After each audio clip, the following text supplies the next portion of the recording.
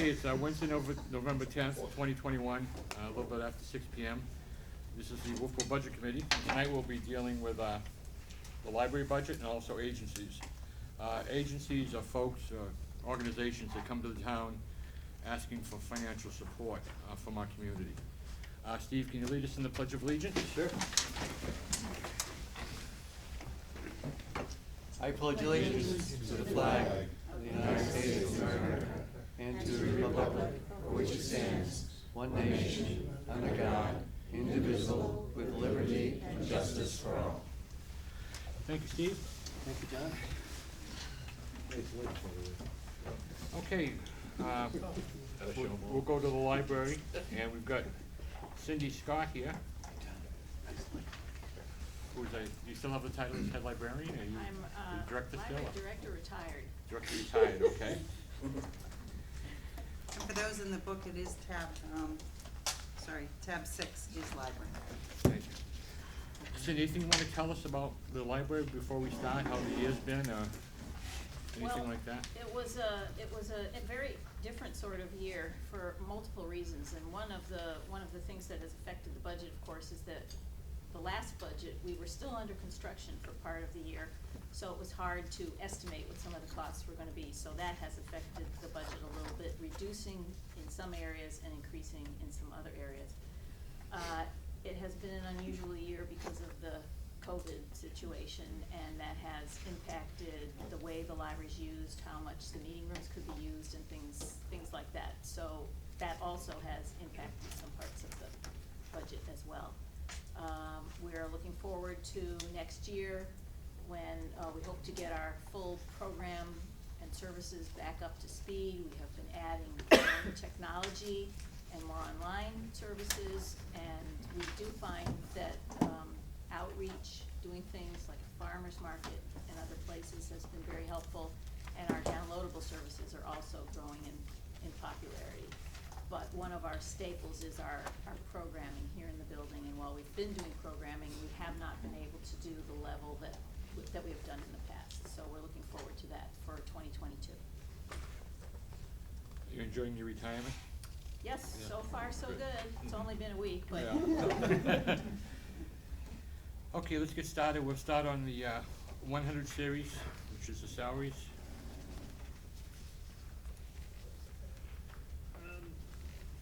Yes. Why the difference between the town manager and the board of selectmen? so, first of all, there's the 4% increase for non-union employees, but the other difference is that, and I've been telling the trustees that they need to take a look at the wage scales that we're using. We're still using wage scales from 2016 when we're hiring, and we are having trouble finding people. So they increased the wage scale for the library director position and added some funding to that. John?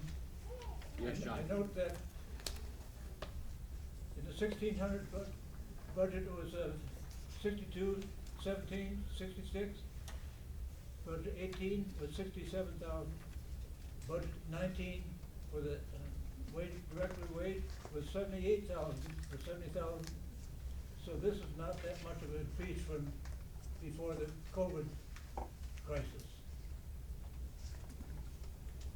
It looks like a tremendous increase of not 120%, but if you take the other years that were pretty standard, it's right in line. John? Yes, sir.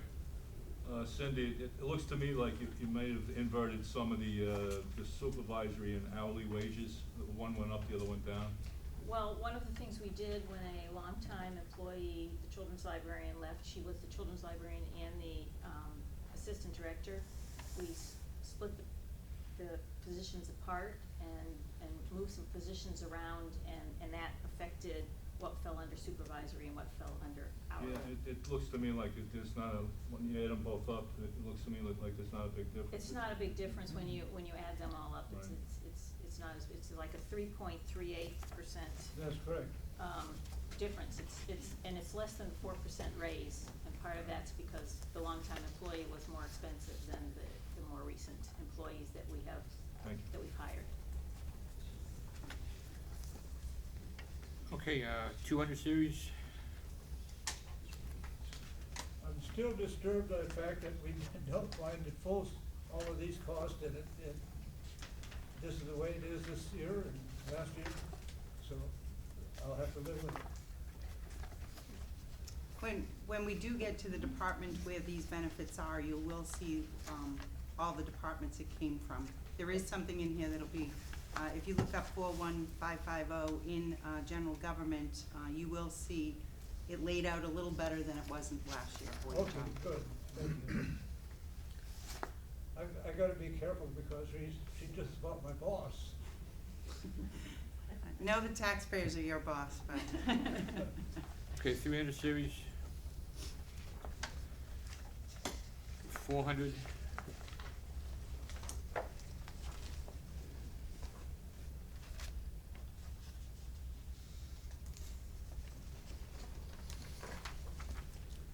I have a question. Yes, sir. Line 435, building maintenance. Yes, I noticed we're up a couple $1,000s from last year's request. yes, that's particular- part of the discovering what it is to have the new building now when we're not under construction anymore. There was a service contract. I thought there was one service contract for the heating system. There's two kinds of service contracts for the heating system. One is the physical plant and one is the electronics.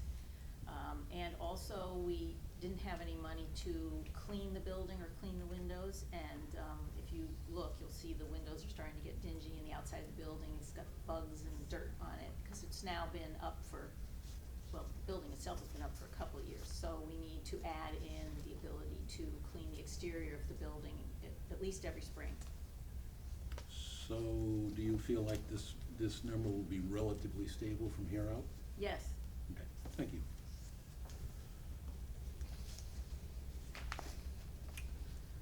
okay, 600 series,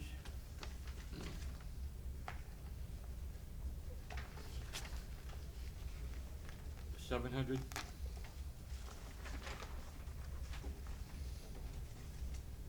$800,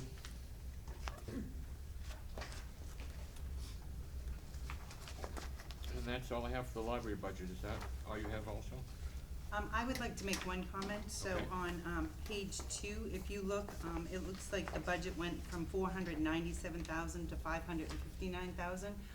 It is because in the past, the budget has used miscellaneous revenues to decrease their budget, which is not appropriate. You really need to have revenues over in the revenue screen. So it wasn't a tax impact, but they are contributing $40,000 of miscellaneous revenues against this budget. But if you notice on line 750. 852, you'll notice where their revenues have been in the past are 850. As negative numbers, and you really shouldn't have negatives in the actual appropriations. So we're still doing the offset, and it's a little bigger this year too because of a donation that the library has received. They received it the last day of 2020, so they weren't able to spend any of it in 2021, so they budgeted to spend it on some furniture and equipment in 2022 to offset all of that. Which is detailed at the bottom of page 5, the revenues. John, I see the bottom line is up only about 6.6% instead. This is not counting for that changeover, Correct. or it is counting for the changeover. It is not, it's about 5.9%, but yes, that's correct. Casey, what's the final number we should have? It is 559,359 is your appropriation that we are raising and appropriating for the library, with an offset in the revenues that you wouldn't see here of the $40,000. Okay, so when we see the revenues, we'll see that on there for Correct. whatever, okay. Just a new way of bookkeeping it more accurately. Okay. Anyone else have any questions for Cindy? Not, thank you, Cindy, appreciate it. Okay, Casey, now we're moving on to the Agencies, which is tab 3, and if you go to the page thing I sent you out last night, they're in order. The page numbers on this sheet that you got last night, if you wanted to go through in order. Page 1 and 2 are detailed summary sheets though, so you can see,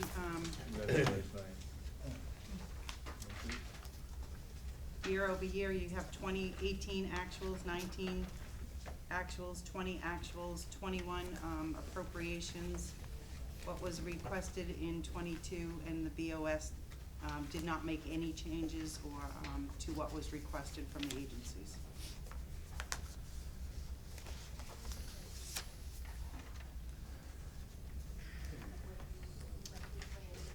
It is up $43,251, and a big chunk of that is because Senior Center and Meals did not run their program last year, so therefore they did not get their normal standard $25,000.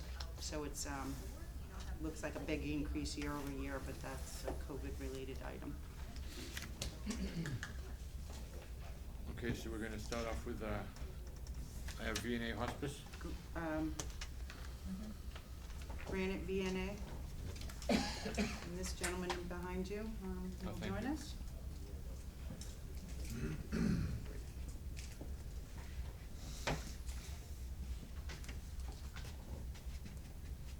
Good evening, sir. If you can just state your name to the committee. Brian Winslow.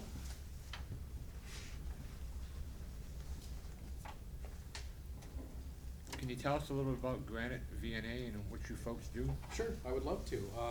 Let me start off by introducing Granite VNA. It's a new name this year. We were formerly known as Central New Hampshire VNA and Hospice. And about a decade before that, we were known as the VNA and Hospice of Southern Carroll County, which I think you guys are most familiar with. Granite VNA actually merged with, or is the product of a merger of Central New Hampshire VNA and Hospice and Concord Regional VNA. And that happened April 1st of this year. We provide home health care, hospice care, and pediatric care in the home throughout Central New Hampshire. I can tell you a little bit about the services we provided over the last year right here in Wolfeboro. Granite VNA provided, I'm gonna look up my numbers to be specific, 6,021 total visits to 424 families in Wolfeboro. And in doing that, we actually gave away over $46,000 in charity care. We also were very busy with the pandemic. I'd like to brag that we're one of the few VNAs that did testing, worked closely with Carroll County Emergency Management for logistical support and actually providing vaccines both to the public and to our staff and to homebound. And I'll brag just a little bit further. We actually received an award from the Home Care Alliance here in New Hampshire because we partnered with the HHS and piloted a program to provide vaccinations to the homebound, and it started right here in Wolfeboro. And to be more specific, the award winner was Shelley Ronda, who's sitting over there in the peanut gallery, so congratulations, Shelley, for all that hard work. But that's what we've been busy with over the last year. Oh, I should mention, we're requesting flat funding this year Correct. for $22,000. Okay, do you have any questions of Mr. Winslow? I just, looking at the allocations on page 6, how is that allocated throughout the different townships? I just noticed the difference in dollars. So you're looking at the municipal appropriation summary? Yes, sir. Yeah, we calculate based on the previous year's volume and the volume that we're projecting. We have an average home visit cost. We try to come as close as we can to getting a good percentage of the charity care that we do provide, but you know, everybody knows that we do go out and fundraise and try to offset that amount in other ways as well. But that's how we calculate it. We base it on the previous year and try to project out. Obviously, no one could have guessed we would have dipped a little bit in volume because of the pandemic over the past year, but it wasn't a huge dip. It was in line with past years. Thank you. Sure. Any other questions? John? Do you have, this is the funds that you spent, do you have the number of people or families that you supported in Wolfeboro compared to the other places? I do have visit volume, which I think is a more accurate Okay, representation, because one person could, not be as sick as another, so it's more appropriate to show visit volumes. I do have it for every town that we request dollars for. I would check to make sure it's appropriate, but I could share that with the budget committee. I just don't have it with me right I'm now. curious, because that would be a better way for us to judge Wolfeboro against all the rest, because, see, Wolfeboro is being tabbed for $22,000, and, all the rest is quite a lot less. Sure. Smaller Not a towns. lot less, Not a lot less, but significant. Yeah. Thank you. Yeah, Wolfeboro is one of the bigger, service areas in our catchment. Okay, anybody else? Okay, thank you, sir, appreciate it. Thank you. Hey, John, Yes, sir. just for Catherine's information, we don't make motions on, if we don't wanna change any of these numbers, we won't make a motion on it, and the agency can assume that the appropriation has been granted. So when they leave tonight, They then, don't know that yet, so we just said tonight to this gentleman, which means that the granted VNA will get the allocation. thank you, I appreciate that. And let me Thank you. say thank you again. Thank you. And thank you for showing up early to help. That's my pleasure. I'm gonna leave early so I don't break Yeah, down. there you go. That's That the was the rule, rule, right? yeah. Thank you, guys. Okay, Wolfboro area Meals on Wheels, please. Anyone here from Meals on Wheels? Okay, The next one is the Children's Center. Wolfboro area Children's Center, They are not, they are rescheduled for the 29th, okay. November 29th. Can someone try Meals on Wheels? Yep, I will Okay. just keep a running list as to who's not Okay. here. Community Action Program, What was that? It was said? It's being rescheduled? Okay, the Children's Center is rescheduled till November 29th, Thank you. and I will contact any agency that is not here this evening to reschedule. Tri-County Community Action,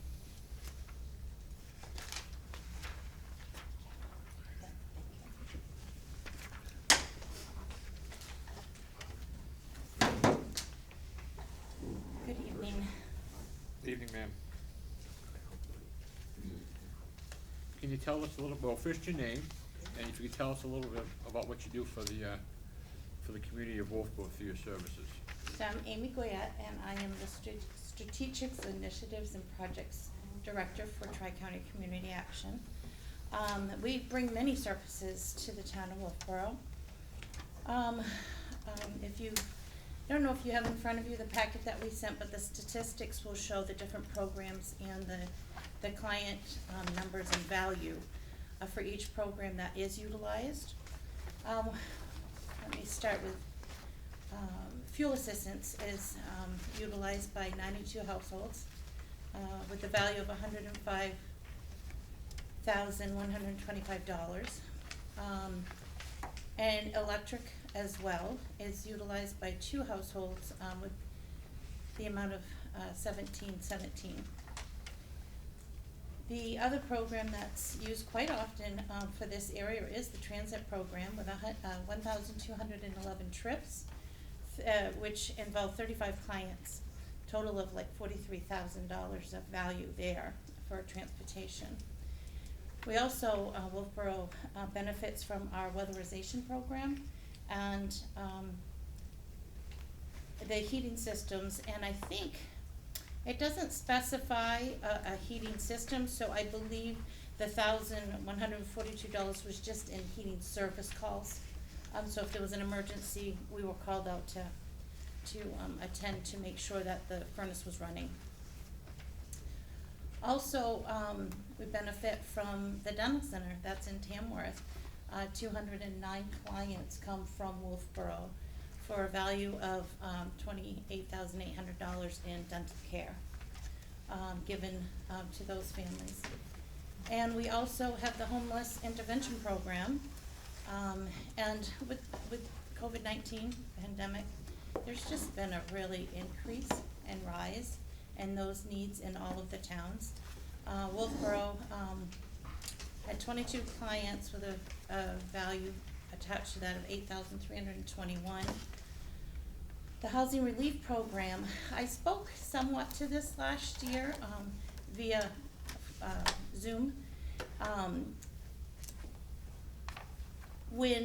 Because Tri-County Community Action is such a large agency and we're, set up to manage and distribute services so well, a lot of times when there is a crisis, the feds will funnel their, monies through the community action to get out to the communities, and we could foresee that housing was going to be an issue, and it certainly was. And so we got these dollars that we needed to manage to get out for housing relief, and your welfare director, I spoke with her and she says, you can use my name.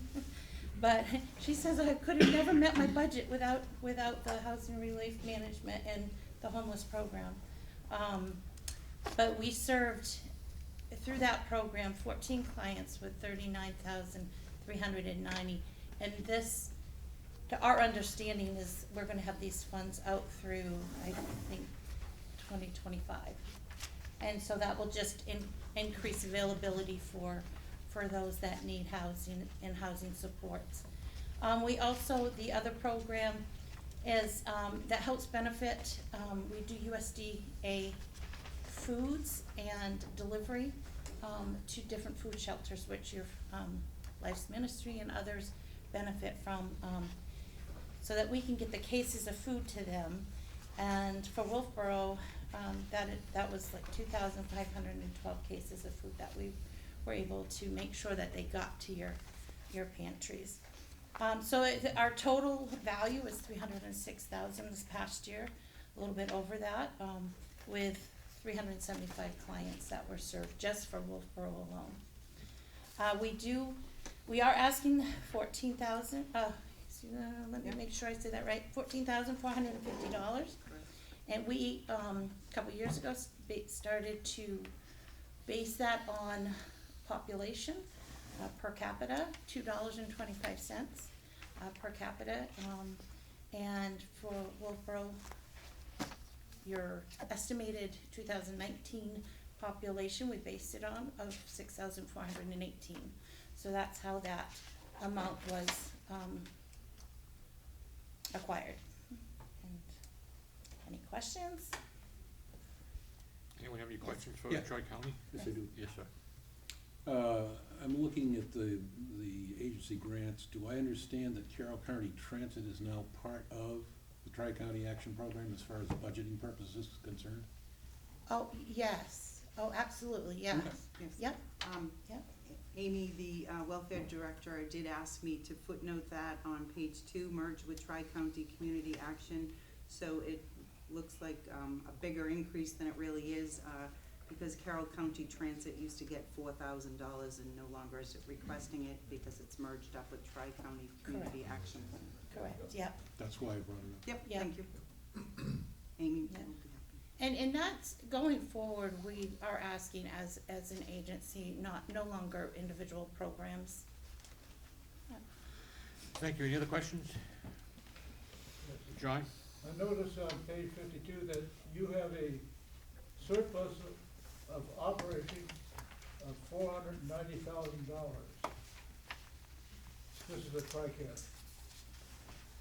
For TRICARE, what, Is that what we're discussing? Tri-County Community Action, That's right. On okay. page number 52 of my documents, your balance is $490,000. Okay. For our overall budget? Yes, this is, he's looking at a Okay. report, says fiscal 21 agency budget is what he's looking at here. Yep, and, A surplus. well, we, as an agency, received a lot of, funding with the COVID, funds that came in, and they are distributed out, and I can't speak, I mean, we have over a $20 million budget, And so I can get back to you a specific answer from our fiscal department that could answer that specifically. But I do know that our budget is, $25,303 thank you, $1 million. Okay. So, and I will get that answered for you. Yeah, I for one would concur with John. I'd like to get an answer on that. Because I'm wondering if we really need to, if Tri-County Cap really needs that money. We do, and I know- that I can I answer know you say you to do, what. but I'm just Well, I looking can at the answer numbers that. and I'm just gonna ask you the question. So Yep. could you get back to us? I will, but can I Thank you. answer the question of why we need the funds? That I can answer. Yeah, No, I fine. think I, No, okay. go ahead. And Nancy. the reason why we need the funds is because we are required to have unrestricted funds be a match percentage for many of the funds that we receive from different charities, from the feds. So if we don't have unrestricted funds that can be used as a match or a portion of a match to our funding that comes in, then we're not gonna get our funding. So we would never be able to offer the $306,000 worth of services that helps keep your budget in the black without having unrestricted funds to match. And the towns, the municipalities, that's where we get our unrestricted funds. If I can just Yes. ask you a question, you mentioned the 306,000, if things get difficult within the community, that could be $400,000. Absolutely, absolutely. So basically for $14,450, we're getting an open checkbook with your Absolutely. group. Yep, and without those restricted funds, I can't promise that. Okay. thank But you. with those unrestricted funds, it's endless. If you needed $1 million, you'll get the $1 million worth of services. Yeah, John, I still feel a little uncomfortable, because you say that you're asking based upon population and only, is that correct, from the different towns? yep, Okay, you're not basing your request based upon the number of services you provided each town and all of that. correct. But all of our services are available to all of your citizens, Well, all of the time. I'm not And so disagreeing, any changes at any time, the services are there. I'm not disagreeing with that. I'm just concerned that there seems to be a 92% increase this year over previous years. And that tied in I don't with believe them. the fact that you're only basing the request upon population, not what has been provided in the past. What might be an interesting exhibit, to your point, John, is taking all counties or all towns, however you do it, and demonstrating how much was paid by that town and how much was distributed to that town. It Yeah. might be an interesting exhibit. I think it's very telling. And so, I believe last year we asked for 14,000. I beg your pardon? I believe we asked 14,450 $450. last year. We haven't made, When you say last year? No, So they asked for more and this committee cut them down to because 14-1. Well, to 7.5. 17 through budget year 20 was 5,000. 21, it went up to 7530. Now it's doubling. Okay, That Part of that is bothers me. but the- Carroll County Transit. They incorporated that 4,000 into that, so. right, so you have to also use the account number 44177, because they were two organizations, now they've combined. So they used to get 5,000 and 4,000, which was 9 back in 18. What was that other one? Carroll County Transit. 44177. Got $4,000 in 18, 4,000 in 19, and 4,000 in 20. This organization got 5,000, 5,000, Okay. 5,000, then they combined, so they got 9,000 in those 3 years. Last year, this committee cut them down to 7,531, I don't know exactly what was requested, but It because was, of, it was close, it was the 14. yeah, because of, Very close to that, cause it was based on population last year as well, so, and your population didn't change dramatically, It looks like there was so- confusion last year Correct. about Carroll County Correct. Transit and There being, was. combined with Tri-County, and the board, the budget committee probably cut the $4,000, not understanding that Correct. 4,000 was part of the other. John? that's correct. Go So if we subtract the Carroll County Transit, we're looking at a number of $10,450. Were you here last year? We had a couple of agencies We were. that did not appear, and I believe yours may have been one of them? No. We were here and but we were via Zoom, Okay, okay. yeah, but we were in attendance, yeah. Okay, my bad, I'm sorry. Yep. And the thing last year that I had shared, that I think really held true this year, and I wish I would have brought last year's stats, I don't have them with me, but by memory, if I remember correctly, and I will send them to Amy, tomorrow. So that in answering your question as well from fiscal, but the needs of your town increased quite a bit. Beg your From pardon? the Population? the services required for your town increased from last year. Quite a bit due to the Do housing you and have doing, those numbers? She's gonna give them I'm- to, Amy, I'm and gonna Beg get- your pardon? she's gonna give them to Amy, and we'll get them back to you, Okay, yep, I don't wanna belabor this now, because I am still concerned. yep, Because the bottom line of this, donation has gone up 43%.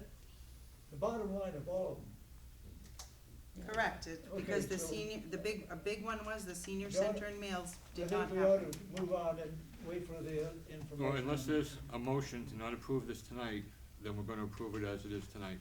I beg your pardon? Unless there's gonna be, as Bob stated, if people are here and they leave without, there's gonna be a motion telling them that they're not gonna be approved at this time. So if someone wants to make a motion not to approve it at this time, or whatever, then we'll take it from there. Go ahead, Bob. I'll make a motion to approve a figure of $14,450 to Tri-County Community Action this evening. And I'll second it. Second. Any discussion? I just wanna hear back, her explanation on the surplus. and I'll be happy to do that, and I'll also send last year's stats along with that as well. Cause along with that, along with the discussion that we had, it sounds like if we don't pony up this, we're gonna lack in some way as far as the services rendered to us.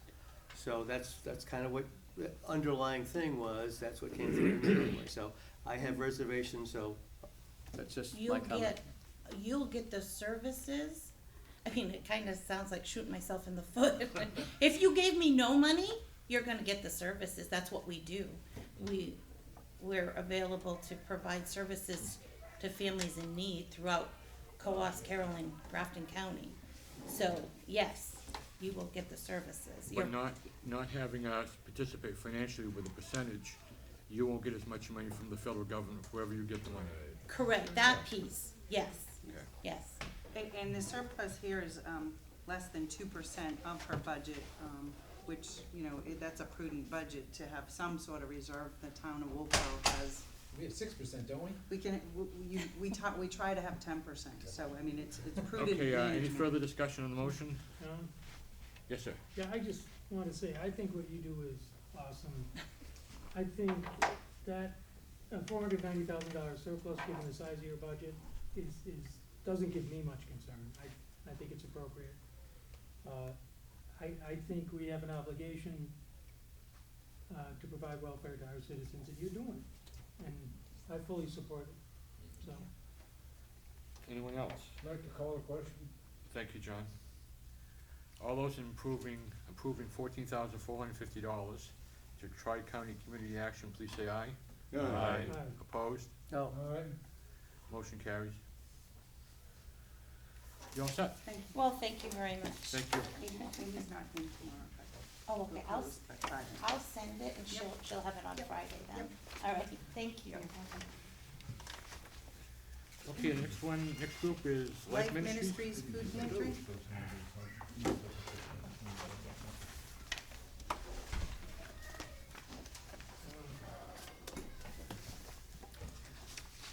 Good evening, ladies and gentlemen. How are you? I'm Mike Turner. I'm president of the Life Ministries Food Pantry. Some of you guys look familiar, some of you I haven't ever seen, so excuse me. So basically, we're a 501c3 nonprofit organization that was established 36 years ago, and we're currently governed by a 20-member board of directors, and we have 60 volunteers that actively run the pantry.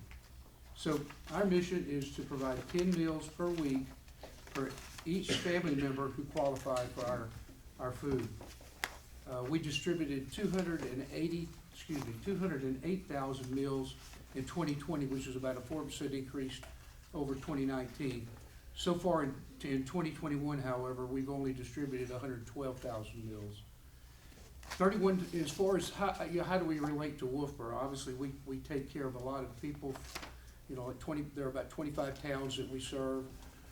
Certainly Wolfeboro is about 31% of our total clients so far this year have been from Wolfeboro. The number of individuals that we're currently serving is 185 of about 60, with about 60 children and about 60 individuals that are over the age of 60. The remainder are between 19 and 59. We've distributed 36,054 meals to the Wolfeboro residents so far this year. So our food budget in 2021 is $165,000, and we've been fortunate to have received monetary support from our community and various grants, various foundations this year. The New Hampshire Food Bank, which we purchased, we get food from them at very low cost. We do purchase food, obviously, at Market Basket, at Hannaford's, the local places as well. So, but we're fortunate that most people are very cooperative and give us a reasonable price for the food. Although it was difficult to get it early in the pandemic, and because of all the supply issues, it's getting much more difficult now, almost as difficult as it was early. So what we're asking is for the same funding as we did last year's $15,000, which is about 9% of our total food budget, even though 31% of our clients are from Wolfeboro and receive 33% of the meals distributed. So I really want to thank you for the opportunity for speaking to you, and thank you so much for your help in the past. And like the lady says, we're gonna be here no matter how much we get, but those folks aren't gonna leave us. And I think if things are really ramping up at this time of year with the big Thanksgiving, so I would appreciate any consideration you could give us. Any questions? Yes, sir. How much has your food budget gone up, do you think, from inflation and the cost of foods over the last 18 months? It's definitely gone up, and I think that's the reason we're seeing more clients now, because, the government, the federal government supplements with the CARES Act and all, and the unemployment, the child care, those things, reduced the number of clients that we had seen, but now we are seeing more and more, and that's one of the reasons is the inflation and the cost of food has gone up. Actually, we're pretty fortunate because, the food bank, we're kind of protected because the New Hampshire Food Bank, we don't see any really inflationary charges in that. We do see it for Market Basket and Hannaford and, Hunters and my mind's blocked, but the other. Harvest. Yeah, thank you, Harvest. And we do see it, in that, but, we get a lot of, we have a lot of donated food, like Freed Hoppers donates all of our bread. We go down, every week, and we get like 22 plats of bread. And they estimate the value that is, I think annually is $5,000 a year, which I signed a statement. I don't really figure out how much it is, but we've not seen any increase. We don't get a charge for those kind of things, which, in the grocery stores because we don't purchase those things at the grocery store, but there's a definite change in a definite increase in the price of food that we get from the other services. But we haven't suffered very much from that, because a lot of the stuff we get is donated. But it also is driving more clientele your way. True. Inflation, yeah. True. Now, are you diagonally across the street? Yes, sir. Just a quick question, I drive by wanting to donate and the thing's locked. Okay. Is it gonna, All right, so basically what, like I said, we're run by 60 volunteers. Our volunteers are, initially in COVID, they were very nervous about, the contact of things being donated. Now, basically what happens is that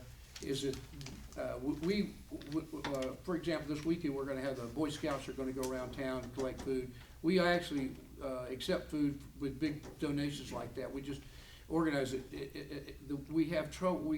We have trouble with our people that used to, well, let me back up. The individually donated food from the community, basically, one, you have to check we have to do a number of things, have checked the due date, which you would be amazed at the number of people that clean their pantries out, and we get, 15-year-old food that shows up in the food pantry. So that, plus, everything that gets donated, we can't use, or that's not on our menu. We have a menu of items that we allow our clients to check off, when they come by. For example, hot tamales or something. It's certainly not something we distribute normally, but you get an amazing number of enchiladas and hot tamales and things like that we can't use. So a lot of that happens. So I think our volunteers that normally had done that in the past have pretty much said, we're not going to do this anymore. yeah, it's not cost effective. So it's not cost effective. Now, I would hope that once the COVID,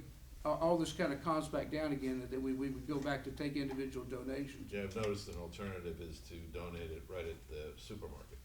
Correct. Yeah. And we do participate in those, obviously. Thank you.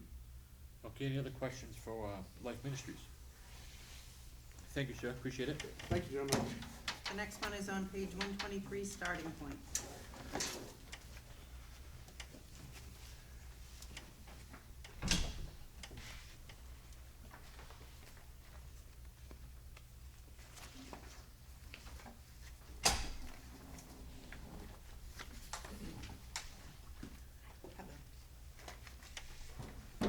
Hi. Hello. So my name is Deborah Weinstein. I'm the Executive Director of Starting Point. Would you like me to tell you a little bit about what Starting Point does if you're not familiar, and go through some of the numbers that we've served? Sure. So Starting Point serves all of Carroll County.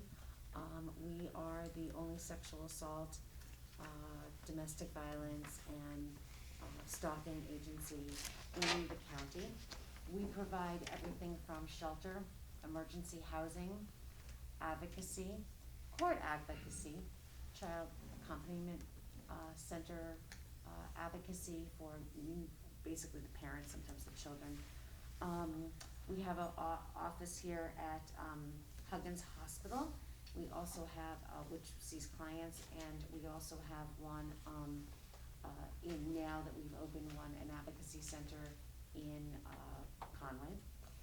And we also have a shelter location that has been in existence for a very long time. Starting Point is now in its 40th year. We're celebrating our 40th anniversary. And just to give you an idea of where we were last year and where we are right now. So we have seen a huge increase in the number of housing. I know housing is a hot topic. Food and housing, both really big topics. And so we have on average served, and I can tell you last year, the year before, this past year, so in 2019, 2020, we put we had 5,947 emergency bed nights that were provided throughout Carroll County. And last year, we were 15,957 bed nights. We used and utilized shelter, emergency housing, safe houses, Airbnbs that couldn't be rented during COVID, What we saw during COVID is that the number of contacts we were seeing were far less because people weren't able to get away from their abuser. But when we did see them, there was a very high risk of lethality. So we've had a lot of court involvement. Of course, we always have helped people with parenting plans and restraining orders, but we saw a lot of criminal involvement in the criminal system, so that we also accompany people with the district attorney's office. We work with them in coordination. And so I just want to go over some of the numbers that we've served. So this year you'll see a chart which tells you all, I don't know what page number it is, but it lists all of the services that were provided with the year ending 6/30/21 at all the towns. So we served 25 individuals. We provided 139 services, and we are requesting $4,436, which I believe is $127 more than we requested last year. I also want to note that we have a huge education outreach and prevention program. Prevention last year saw a huge increase, which you think, well, but schools were in session, but there were a lot of virtual demand for our prevention advocate. So in the town of Wolfeboro, we provided 401 students services in the town of Wolfeboro for prevention education. Thank you. Any questions? Thank you for coming in. Thank you. Thank you so much for having me and us and supporting us. Have a good night, everybody. You too. Thank you. Thank you. Thanks. Kingswood Youth Center on page 125.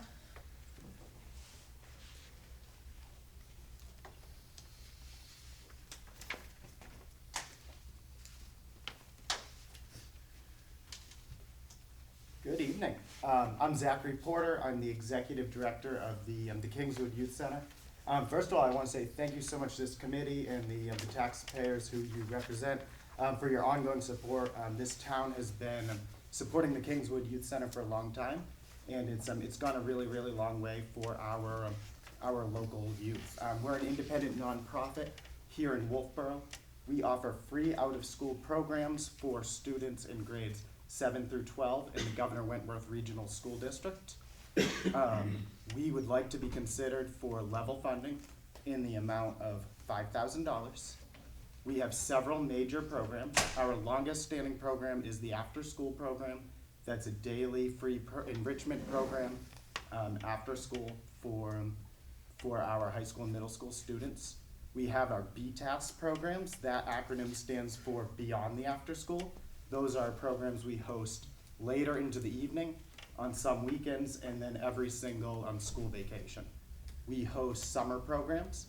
That's a full schedule of free half-day and full-day summer opportunities for our community's teens. This past year, we are very proud to report that we expanded those programs, both hosting more students than ever before, and also offering more days of programming than ever before. We host our Club 121 individual mentoring program.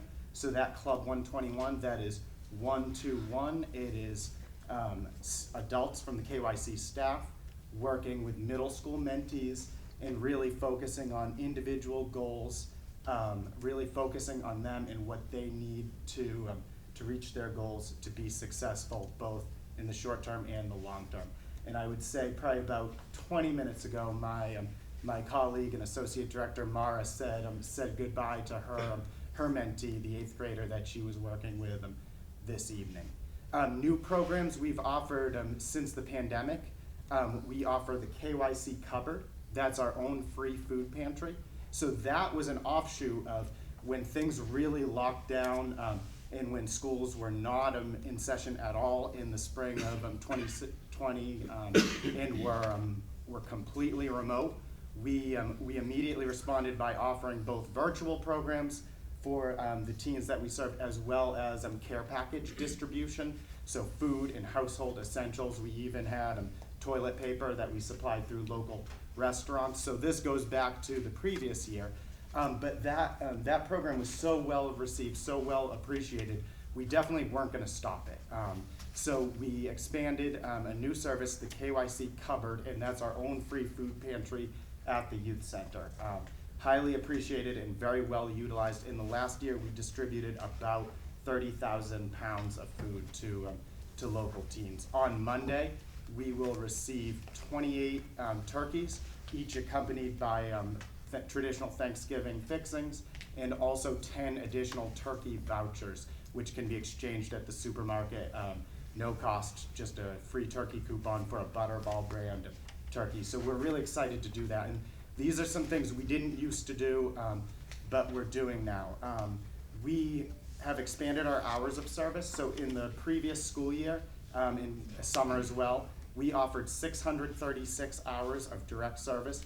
That's up from years past when we offered about 500 to 550 hours of service. So as we navigated through this pandemic, what happened is we had to, for a period, serve smaller groups. However, what we were able to do was we were able to offer deeper and more impactful services to those smaller groups, such as the expanded hours, the expanded mentoring, the food distribution.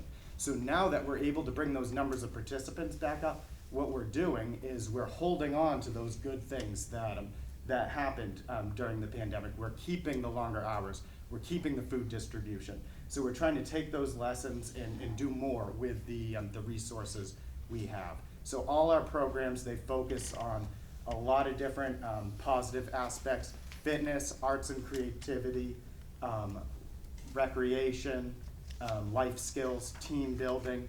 Just today in our program, a group of us, we worked with a group of teens to refurbish the Christmas tree stands for the Wolfeboro Rotary Club. We were founded by the Rotary Club, and the Rotary Club is going to host their Christmas tree sale coming up at the end of this month to fund scholarships for local teams. So we stepped up to refurbish those stands to replace undermined components. And I work closely this afternoon for about an hour and a half with someone else who's with us, who you'll hear from shortly. I'm Eric Moran of White Horse Recovery. He volunteers with us regularly for substance misuse prevention on behalf of White Horse. So we work together with some students. One of them really shined and with confidence. He knew his way around the tools. He knew what he was doing, but he was thoughtful and he was careful and he was diligent. And then another one, she was a little more timid and cautious, but by the end of the job, she felt really, really comfortable. And by that last rack, we were a well-oiled machine, me and Eric and these youth. So anyone who represents a cause, I feel like, I'm sure you've had this feeling where you just can't help but to smile. You can't help but to say, like, this is why we do what we do. This is positive. This is awesome for so many reasons. And that's kind of how I felt when I was working with Eric and a few of our teams. So that's what we're asking for your support for, and I'm more than happy to address any questions you have. Thank you. Thank you, Zachary. Any questions for Kingswood Youth Center? By Matt? Yeah, what's the chili challenge? Excellent question. Fun event that we've been doing for about 12 years. It's a chili cook-off downtown Wolfeboro. We actually did it at Foss Field this year. We have teams of local businesses and other local folks. They cook a big batch of chili. We sell tickets to the event, and we raise money, $10 a ticket. If you buy a ticket, you can taste all the chilies and vote for your favorite. And then the big revenue piece is we solicit sponsorships throughout the summer, and we get a wonderful response of local organizations who choose to support us in that way. Looks like you raised 41,000. So that is, no, that's just, that is fundraising revenue, so that includes both Chili Challenge and our annual appeal. We raised about 20,000 through the Chili Challenge. Any other questions? Okay, thank you, Zachary. Thanks, appreciate it. Next one is Northern Human Services on page 148.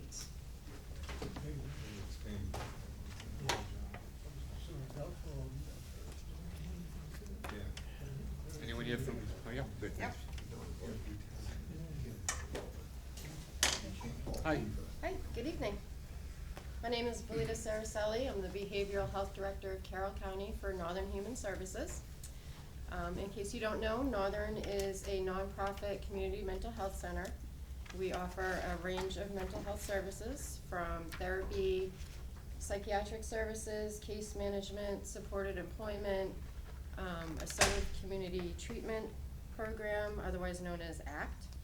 And we also offer 24/7 emergency services. This year, we are asking for the level funding in the amount of $7,449. The money that we request from the town of Wolfeboro goes directly to the Wolfeboro residents that we serve in the town. In calendar year 2020, we served 104 uninsured or underinsured people from the town of Wolfeboro for a total of 347 hours.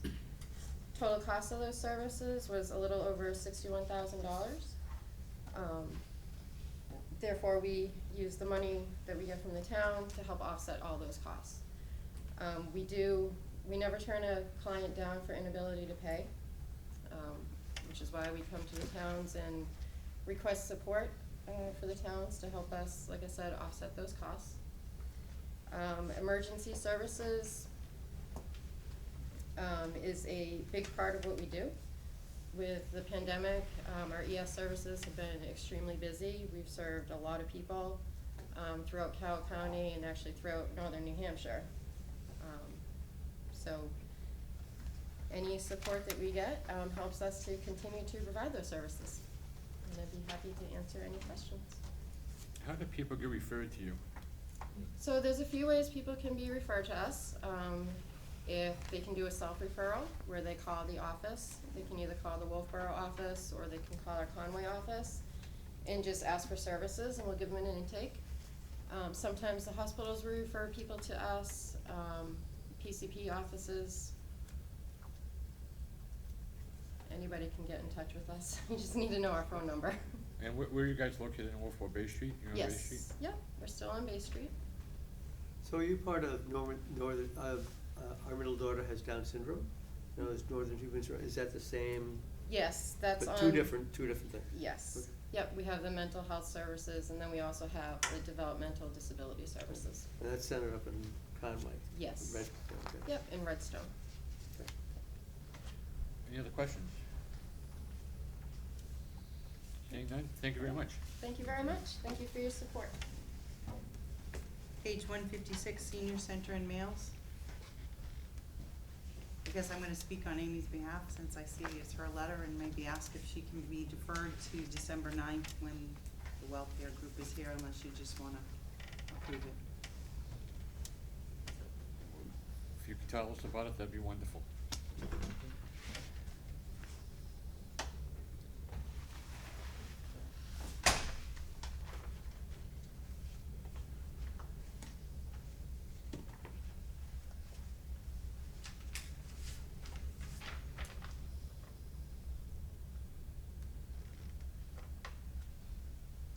Guess he was wondering if you wanted to. Oh, if I speak. want, I didn't, no, Oh, I did was, you- I said, Do you feel comfortable talking about it? Do you wanna wait for Amy? I do not know Okay. enough about the program, I just know Amy would love to speak on it, We'd love to have her. okay, so if we could defer this till December 9th, we'd appreciate it. Sure. As part of the welfare section? Yes. So she doesn't have to come out 2 nights. I have the dinner bell next, is that what you have on? I have caregivers of Southern Carroll County, page 159. But I don't see anyone getting up. John, Leanne No, has sent us right. Okay, sorry. an email that we received a letter Oh, okay. In from place. Barbara Hunt. Yeah, she wasn't comfortable coming or something, I think. Yeah, because of COVID, Okay. so, but she sent a letter, and if there aren't any issues, otherwise, Did everyone have a chance to read the letter from caregivers of Wolfboro? It was in an email from this afternoon, I think. yes. Yeah, you want, I John, sent you the want the email letter? You wanna take a look at it? I've read it, does everyone Oh, else okay. have a chance to read it? Yep. Any problems approving it the way it is? Nope. I guess, You want a motion? yeah. Let me get this straight. I'll make a motion to allocate $4,500 to the caregivers of Southern Carroll County. Second. What money is that? 44174, Okay, any, 174? correct. Okay. caregivers, 4,500. Mhm. Okay, any further discussion? It's $4,500. Seeing none, the motion is to approve $4,500 for caregivers of Wolfeboro area. All those in favor say aye. Aye. Opposed? Motion carries. Yes, the next one is dinner bell, page 165. Catherine, could you let them know that the money was allocated? Yes. I have, Caregivers? yeah, I have an email, so I can just Okay. email her I'm gonna directly. delegate that to Leanne. Thank you. Well, if you want, I'll just do Yes. it right now. Yes, please. Okay, dinner bell? I do not see anybody getting up. The dinner bell, that might have been another one that, yes, they're not available to come this evening. Okay. Page 168 is CASA CASA. of New Hampshire. And is anyone here Can for we, that? can we back up? Do we have any decision on dinner bell, reschedule, what? No, they'll reschedule. I just don't have a date yet. So dinner bell will be rescheduled, Meals on Wheels, CASA, The Children's Center. the Children's Center. Those are all reschedules? Hmm? Those are all reschedules? Yeah. Okay, how about If- 68 John, hours of hunger? If they're level funded, can the budget committee approve them anyways? No, we still like to have them come in. 68 hours of hunger? Page 176, and I do see somebody getting up.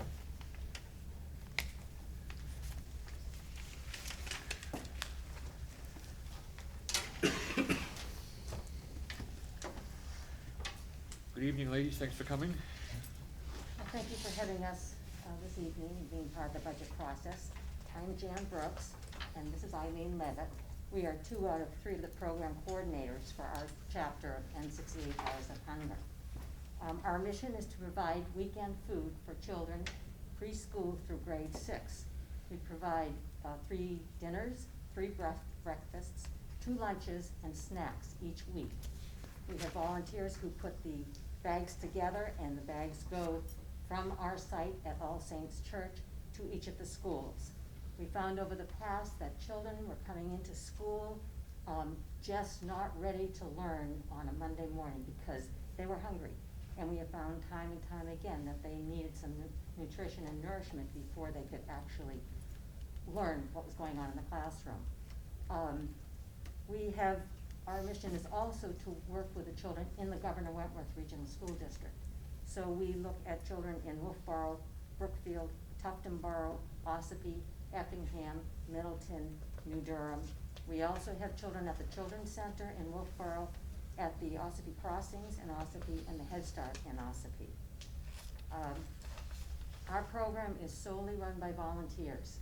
We have 3 program coordinators who oversee the finances, the food program, the publicity, and our fundraising. We have volunteers who do the bagging each week, and we have volunteers who also go down and pick up the food at Market Basket or Hannaford's, and they take the inventory on a regular basis.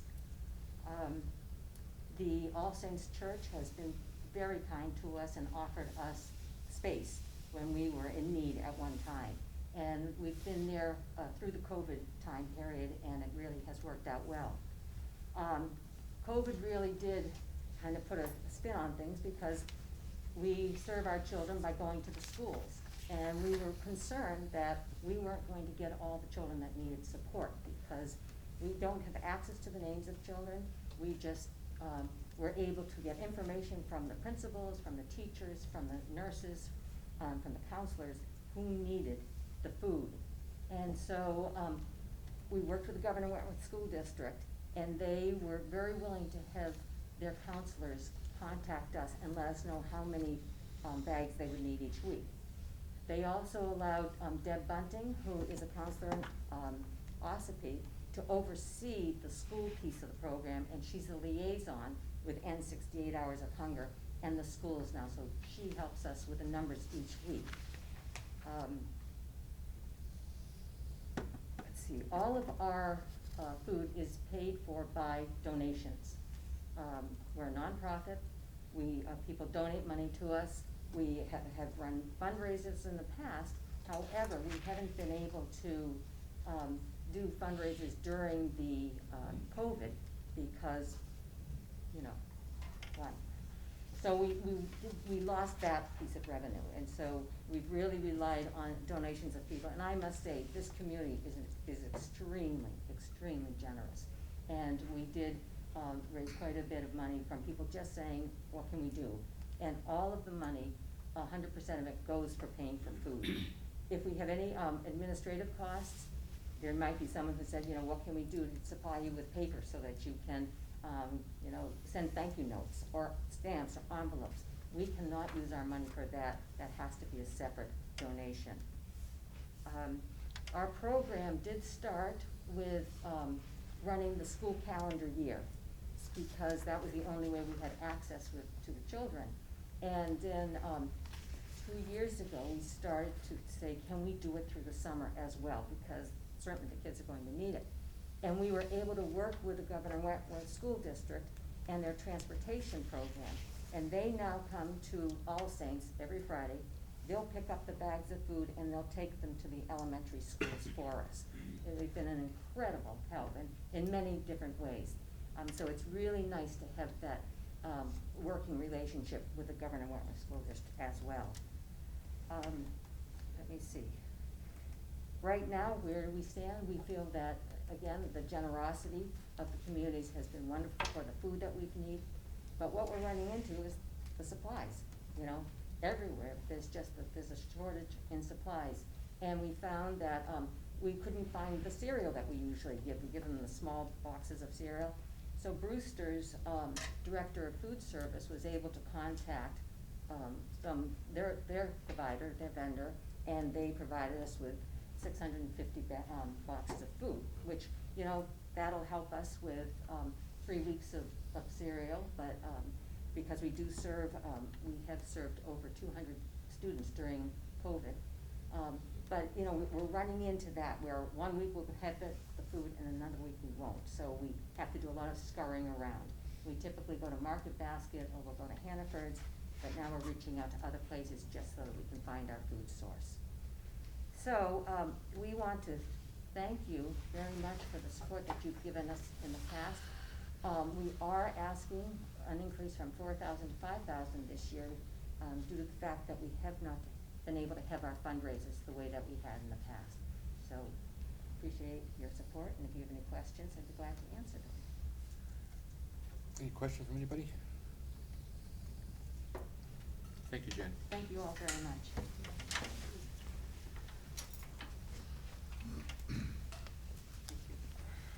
Page 181, White Horse Recovery.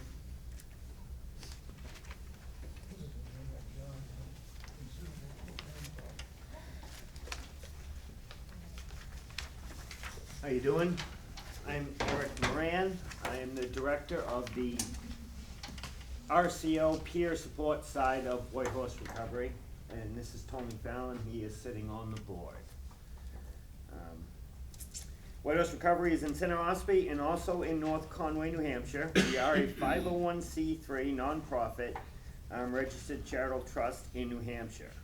We provide behavioral health services, including substance use disorder, trauma, PTSD, anxiety, and depression, to anybody ages 6 and up, regardless of ability to pay. White Horse treats about 260 to 300 clients per year, and we see over 3,000 guests in our resource centers. Since COVID-19 pandemic began, we faced many challenges, but we have continued to stay open and provide full services. We did do counseling remote, but the RCOs stayed open. Today we are seeing an increase in clients and resource center visits as a result of isolation, fear, and other information. New Hampshire has seen alcohol sales explode over 40%, and suicide attempts in ages 11 to 24 are rising quickly. We have added 24/7 emergency services to Huggins Hospital. That is White Horse alone. But we also have 24/7 where I partner with Mount Washington Valley Sports Recovery to respond in Memorial. And we are also currently working with Northern Human Services to try to do a mobile crisis team. bigger cities have it, and it's showing big success, but because we cover such a vast amount of space, they don't have counselors that can respond in adequate time. So the idea is our CRSWs, who are the trained coaches to respond in the emergency room, already have the substance use training. So now we're gonna get a mental health training so that they can actually go out in pairs to actual residents to try to, like, there's a 3-tier system. Like, red is where police have to be involved and somebody's getting cuffed and going to the hospital. The large gap is sort of a yellow safe zone where maybe we can talk them down and get an emergency Skype, Zoom meeting with Northern or a mental health counselor. And then the 3rd tier is the dispatch can just talk to someone on the phone and sometimes get them out of their suicidal ideation. So that is the biggest expansion that I'm looking forward to. We understand we have not, and I heard somebody say we haven't even made one of these before, so I'm gonna apologize. This is my first year as a director. I will be here every year following this. That's a lot of information. As far as Wolfeboro goes, this year we've had over 21 clients from Wolfeboro so far, which is considered 177 units of service. That's a cost of $43,542. Because Medicaid, as you've already heard, only pays about 55% of the actual cost of services. That is approximately a $19,594 loss. And that is just for this year. And I do believe they had asked for the 10, trying to make up for some of the previous years, which I assume you guys have the figures in front of you. But after all I've heard, I just want to also state our services aren't going to stop whether we get anything or not either. We also provide transportation, not too often used as far as Wolfeboro residents go, but if somebody needs transportation to get to their counseling and or IOP, we will dispatch our van, which is an RCO thing. So all this money is basically based on clinical. All the added stuff you saw me get excited about, that's the RCO itself. And if I have my way, I will have recovery coaching at least once a week, done out of the library right here because they have such nice office space, which will make it far more convenient and less use for the van to bring coaching services actually to Wolfeboro. And on a personal note, that'll also go for smart recovery, so there can be an alternate in this town besides the AA. That is the only option for recovery. And I've been involved in Wolfeboro for a while, Chamber for a long time, and in fact, the guy that sat here a while ago talking about the Kingswood Youth Center, the first one that was across the street in the church by the hospital, I did the free drawings for that way back when. And that's how I kind of got roped in to be sitting beside Eric. I was on Bible study with their first counselor, and he said I need some free drawings, and I did those free drawings, and then he needed some more free drawings, and needed some more free drawings, and I wound up on the board. So, but anyways, to try to translate some of the 3-letter acronyms, Eric manages our RCO, Resource Recovery Center. That's kind of a little bit less formal place, a place where people can check out recovery, free food, free internet, start to meet some people. They also do have billable recovery coaches, oftentimes people who have come through, and out of addiction. And then we have a more formal side where we have licensed drug and alcohol counselors and straight mental health professionals now too. We go all the way down at the request of a mom at a forum. She said, hey, we don't have anything for kids, so we were able to, our director, someday you'll meet him, he's really fun. He said, okay, well, we'll provide that, and he didn't know how he was gonna do it. The phone rang, and there's a retired couple of licensed professional counselors that were licensed down to 6 years old that called them up like 2 days later. So we've kind of been able to meet a lot of needs, and it is a faith-based thing, which kind of doubles your odds. Oftentimes going through these programs, it's about a 30% odds, a good batting average, but not where you want to be for recovery. We offer the faith-based, we don't require it, that gets you up typically towards 60%. So, in any event, yeah, the other pertinent thing, I'm a town resident, after being involved in town from Stratford for many years. We bought what was the architectural attic next to Wolfgang's Pizza. So my honeydew list just exploded, but it's a beautiful place. I love it. We really feel blessed with that place. But it's been definitely a mission of mine for years. Wolfeboro is our number 3 out of 17 towns as far as the population. As Eric was saying, we serve about 23, 21 out of our 300 people per year. But out of all the towns around, we haven't ever gotten any funding from Wolfeboro. So it was kind of a mini mission of mine to try to right that ship. But just boiling it down, we have it costs us $25,000 to $20,000 per year. That's the gap between what we bill Medicaid and what we shell out for Wolfeboro specific clients. So we're asking for about half of what it's costing us at $10,000. Thank you. I just got a couple of questions. I'm a little disappointed that you feel that Wolfeboro doesn't pay their fair share. And the reason being is we're part of Carroll County, and Carroll County gives you $150,000 a year to run your program. I think that's a pretty good chunk of money that's come out of the Wolfeboro taxpayers. I agree. So why would you come and ask us for $10,000 when the entire county is giving you $150,000? It's because we do it to almost every other town, and there are towns that literally, we've gone to ask them for a certain amount of money and they double what we ask for.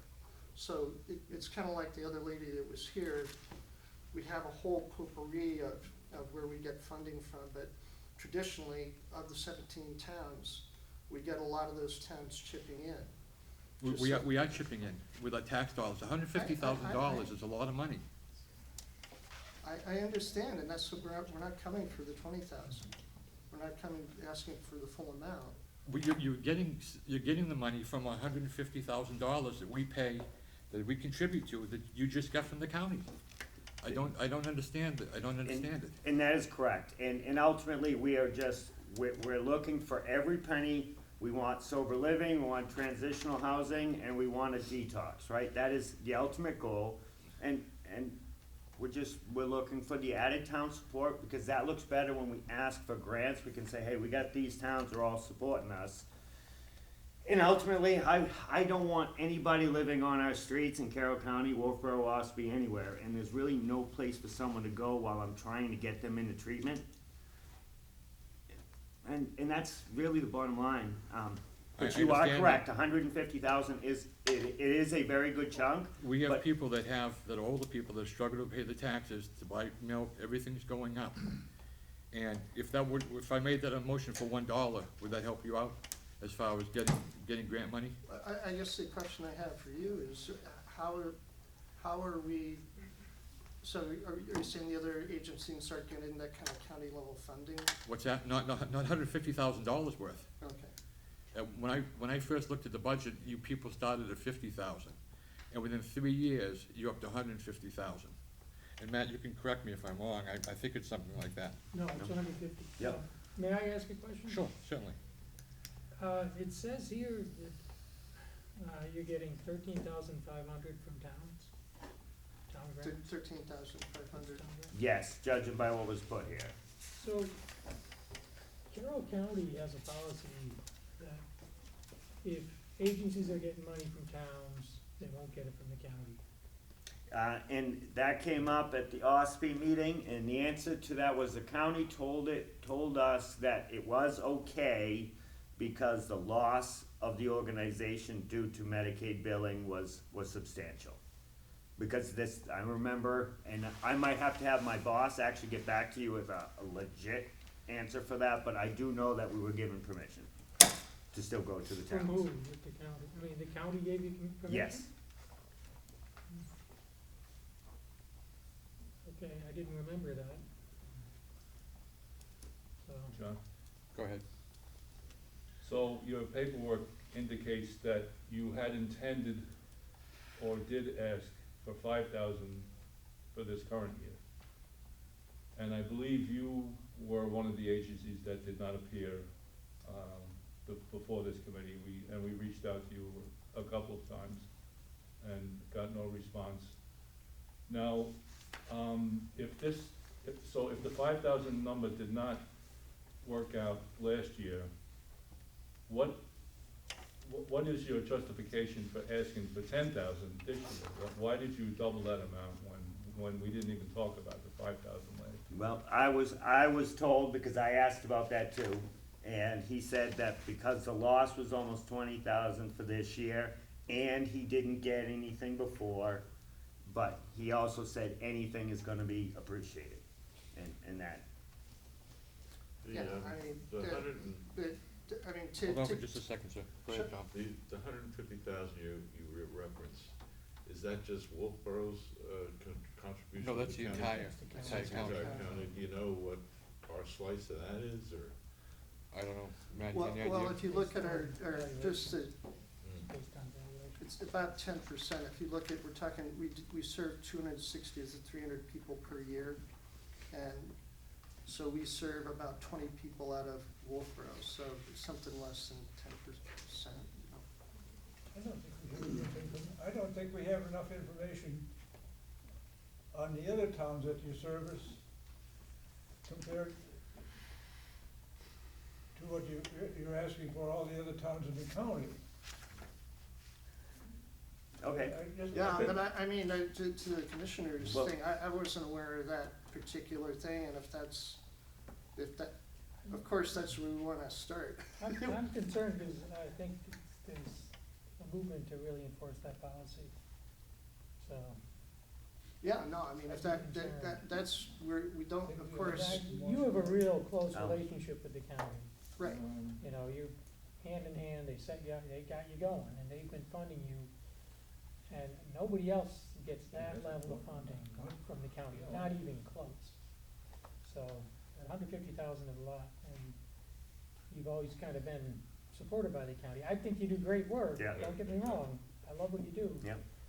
I'd hate to see that get risked.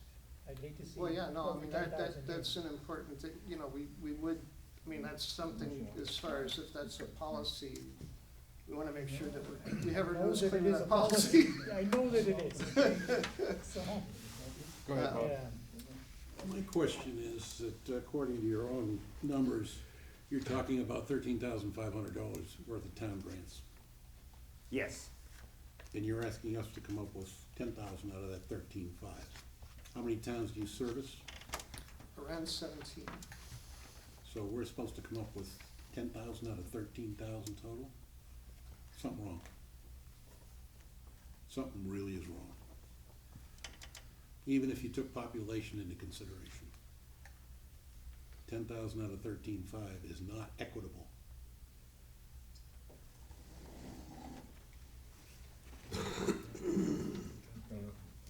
John, Yes, sir. are you gonna, John thought of asking for more information, and therefore putting this line on hold for a revisit, if that's Yeah, what you wanna do. he can get a motion and get a second if he Because wants I'd to. like to get a feeling for what the other towns are doing within the county.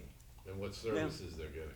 Yeah, well, I've already seen, like, this is my third attempt at this. I'm very new, but I did see he's got these same reports on all the other towns. I don't see why we couldn't get that to you. I also noticed you got a $150,000 PP loan forgiven. PPE? Yeah, PPP yeah, it was loan. a COVID salary. Yeah, we kept all our employees all the way through. We didn't let anybody go.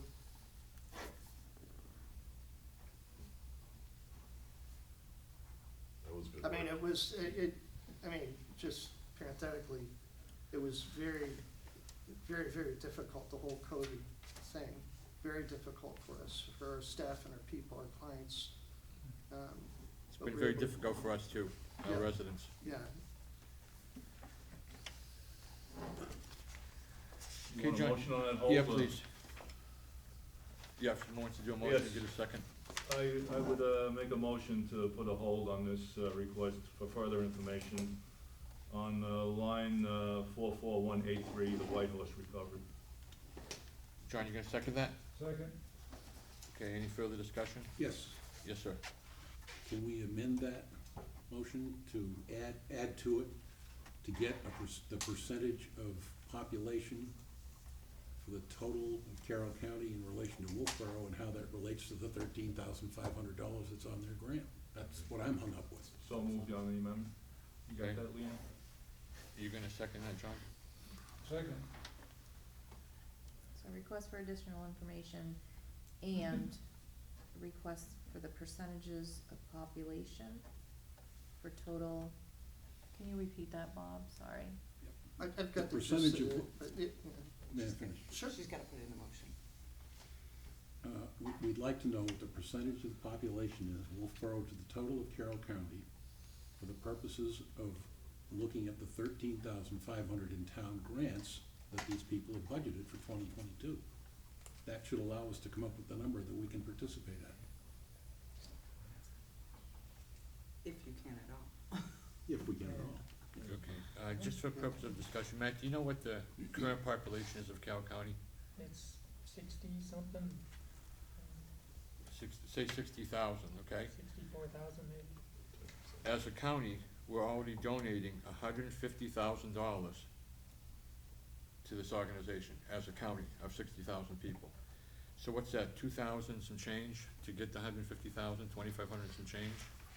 If that's every person that used their services, all 60,000 people, just to put it into some perspective, so. Jillian, if you get the motion, could you read it out to us, please? It was moved by Bob and seconded by John to request for additional information and the percentage of population for Wolfeboro for total of Carroll County for purposes of 13.5 in town grants budgeted in 2022. Okay, any further discussion? Seeing none, all those in favor of the motion, please say aye. Aye. Opposed? Motion carries. Thank you, gentlemen. Thank you for your time. Thank you. I'll reschedule and get back to you. Yeah, I'll on make, a date. I'll make sure I get my boss. Thank you. Thank Watch out, sorry, sorry. Thank you for the Okay, warning. Oh, yeah. Children Unlimited, anyone from Children Unlimited? I hope the last one in there. Page 191, Children's Unlimited. Please, be careful, yeah.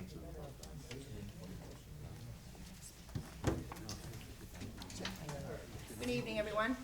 Shelley Rondeau. I actually work for Granite State, Granite VNA, but I have a subcontract with Children Unlimited, so I am representing them tonight. They are asking for level funding for our comprehensive family support program, which is a home visiting program. Granite VNA covers from Shakora down for this grant, so that's why I am being asked to present this. Children Unlimited is a resource center for the whole county, and this is a state contract to provide home services to children birth to 21 years old. So they are getting nursing services, they are getting parent aid services, they are getting resource help, they are getting any kind of support that they can get to make this child thrive and grow. Last year, we served 10 families in Wolfeboro under this grant. And these people received home services during the whole COVID time. We did no virtual. So myself and my other staff member were out there seeing these patients in their homes, so, which is amazing, so, during this whole COVID time. Right now, we are serving currently 3 families, and that began as of July 1st, when the new contract came out for the state. We have 2 more pending. They are requesting $2,730. Like every nonprofit, they rely on community support to help the financial gap. They do bill Medicaid, but Medicaid only pays for 3 visits, and most of these families can't get done what you need to get done in 3 visits. I know you've got Wolfeboro has always supported this, and I hope they do that this year. We are out there, these are our children, these are our future. If we don't educate them and medically take care of them, we're not gonna have a future. And I know you've all heard that from me a million times, and you're gonna continue to hear it from me, because it is important for our children to be taken care of. Spend the money now, we won't spend it later. Thank you, Mrs. Rondo. Any questions for Mrs. Rondo? I have one. Do you ever get references, suggestions to go to a certain house from the school or Yep. something like that? Yeah, we'll take referrals from anybody.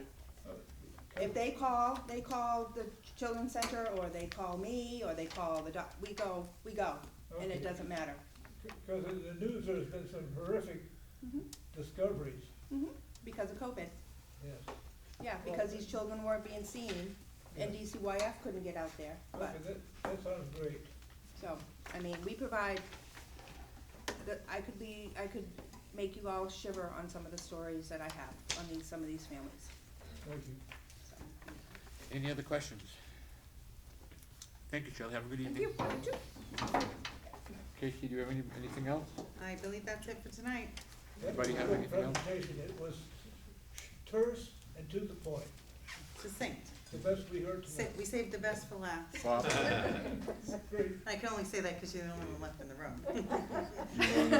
You want 2 minutes from I'm last time? a little bit passionate about my job. You haven't looked on them? No. No, we'll get them next time, All Bob. right. Thank you. Okay. Anything else from anybody? John, real quick, just real quick. Yes, sir, Bob. I promise I won't take. No, that's okay. We're here all night. No. In August, everyone may recall, I brought up that crosswalk, Cotton Valley Trail by the Seabird. And the selectmen were here, both selectmen are sitting there, were there, town manager was here. And I said, that stop sign and that coming out of town, going out of Wolfeboro, nobody can see those people coming out of it. And the town basically did zero, nothing. Just a few short weeks later, a young lady got hit. It bothers me because the town has an obligation for public safety. It's a public safety nightmare. You cannot see people coming out of that. The town has an obligation to put something there. We put these strobe lights on these crosswalks at Harvest and down by the daycare, which I think is correct. I think we needed to do that. You may need to do it there. Where is it now? Seabird, Okay. the Cotton Valley Trail that comes out. Yes. There's a lot of people that use that. When you're exiting town, you cannot see those people. They come around that building. I just automatically slow down. Yeah, well, you do, but it's not always enough. Sometimes they'll just walk right out there. I mean, It's past the right between the two. so, Rail trail across that and it, No, it's, the Chinese restaurant. yeah, that's the It's a rail right trail. name, just down from the right. Oh, rail trail, So- right there on Center Street. it kind of leads me into a couple areas. I don't think we're doing a very good job in this town when it comes to public safety. It's not just the police and fire. We invite thousands of people into this town a year. And as far as public safety, I don't see it.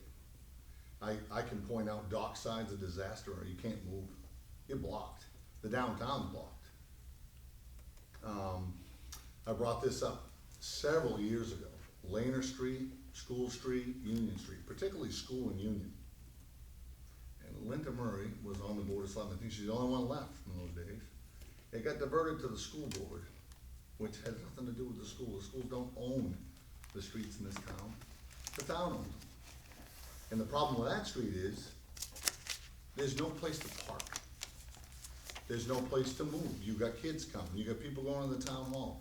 It's another public safety hazard. Some kid will get hit. There is a parking lot down the road. Yeah, there's a parking lot, but they park on the side of that road. What you do with that street is beyond me, but something should be done. It's a public safety thing. And if we don't do anything, you know, I went to a seminar, a training seminar once. State trooper, Kathy McHugh, remember her, John? Yeah. Stood up and said, if you don't If you're doing something wrong and you know it, then you accept the consequences of it. And this is the same thing. We have an obligation for public safety. Chief Rondo said 50,000 people. That was the number he used a few short years ago, 4th of July, 50,000. We have an obligation to protect them as best we can. Obviously, you can't be there for everything, but we have an obligation to do it. Or we accept the consequences if we don't. Bob, what do you suggest as a fix? Do you think if those flashing lights might help? I think the flashing lights will help, but I also think maybe a sign that says, they can't see you. You know, I don't know. Okay, let's let the selectmen digest what Yes. Bob just said, and they can come up with an answer. John, And then- it's a state road, so that kind of compounds the situation a little bit, but Brewster Academy, I believe, purchased those flashing beacons by that crosswalk, and they put that up there. I think it's about a $50,000 bill. But the route you probably would go would be through DPW, Dave Ford, right? So, or you guys would have to make a decision. It would be in the public works budget, yeah. The signage on Wolfeboro roads is under the purview of the Board of Selectmen. Take it up at a selectmen. I mentioned this to you, I think, one time, a couple of years ago, because there was a sign saying, this is a true thing, that there's been a deaf child for the last 30 years on North Line Road. Okay, this isn't the forum to discuss this. Signage is your John, responsibility. John, this isn't the forum to discuss this, and it should be discussed. If you wanna go before the Board of Selectmen, then you're free to do that, but this is the Budget Committee. The selectmen make their own decisions. If they need money, they come and see us, and I have faith in their abilities to do that. There's a, Mr. Chairman? yes, sir. Did we decide about meetings next week or not? With the holiday? Does anyone have any attendance problems next week because of I won't be in town. Thanksgiving? Yeah, I won't be. Well, next week is not Thanksgiving week, right? Well, the Well, week I'm the week not after gonna that. be- Yeah, but even the week after that. The week after that? Is the budget committee gonna give the 50% of the people that didn't show and weren't heard prior notice enough so that they can show up for the next Yeah, assignment? that's usually what we do. Yeah, we Brian, contact them, someone, either They should Amy have or, received prior notice. yeah. Yeah. They did, but some of them said it was at a very, very short prior notice. We had this Well, that problem came last from the year. town manager's office, so you'll have to speak to them about it. Well, it's because you put them early on the agenda. I wrote it down, maybe next year, could you have a combined budget committee and board of selectmen meeting for agency night so that they only have to come out once? I mean, Well, I'm we hearing can't the look, we same. can't look at their budget because it has to be approved what the Yeah. selectmen recommend. And the Board of Selectmen had a lot of them virtual, for people who are from way out north, and that might be one of the times it would make sense for you to go to the town hall, because a lot of them came to us virtually. Yeah. There were very few that came into the meeting. And you could just listen to the presentation without taking action. We so still now- like to have them come. Yeah, and just so it's clear, the reason why they are so early on the agenda, cause in years past, they've always been in the very late December meetings, and they're always not showing up because of a snowstorm. Yeah. So what we thought we would do is put them in the front of the agenda, and that wouldn't be an issue. And for Yeah. whatever reason now, they're saying they weren't notified in a prompt manner, Yeah, we a used to have timely manner. We I used to don't have a know. woman come down from Berlin in the snow. So, But we try to accommodate them. If you have the ability to do it virtually, which they can do, a lot of them came, they thanked us for it. Yeah, We only had one no-show, right? Yeah, and there were very few that came in person, most of them didn't that one, so. I think what This is happened was another that they idea. just assumed it was in late December, because that's the way it's been for 20 years. And they didn't bother to look. I think that's what happened, to be honest with you. I'd like to make a motion that we adjourn. Okay, second. Any further discussion? I hope not. All those in favor say aye. Aye. Thank you, everyone.